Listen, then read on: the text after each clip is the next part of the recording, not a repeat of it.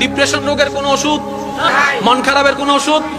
আমি বলছি যে যেখান থেকে শুনতে পাচ্ছেন প্র্যাকটিক্যাল করে দেখবেন, ভালো লাগলে করতে থাকবেন, ভালো না লাগলে বাদ দিবেন।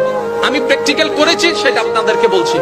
যখন আপনি দেখবেন আপনার মনে বেশি পাথর জমে আছে, আপনার দুঃখ কষ্ট বুঝার মতো কেউ নাই, আপনার চোখের পানির মূল্যায়ন দেওয়ার মতো কেউ নাই, আপনার দুঃখ কেউ বুঝছে না, আপনার কষ্ট কেউ বুঝতেছে না, আপনার আশে নেই, পাশে নাই, নাই কেউ নাই, আপনি যখন খুব একা মনে হবে, আপনার দুনিয়ার কষ্ট যখন আপনাকে চেপে ধরবে, আপনি কিচ্ছু করবেন না, শুধু একটা কাজ করবেন, যাই নামাজটা পিছিয়ে ডাইরেক্ট সিজদায় চলে যান, ডাইরেক্ট সিজদায় চলে যান, কপালটাকে ঝুঁকাই দেন, নাকটাকে ঝুঁকাই দেন, হাতটাকে ঝুঁকাই দেন, নিজের অস্তিত্ব বিলীন করে দেন, চোখটা বন্ধ করে সিজদার মধ্যে চলে যান।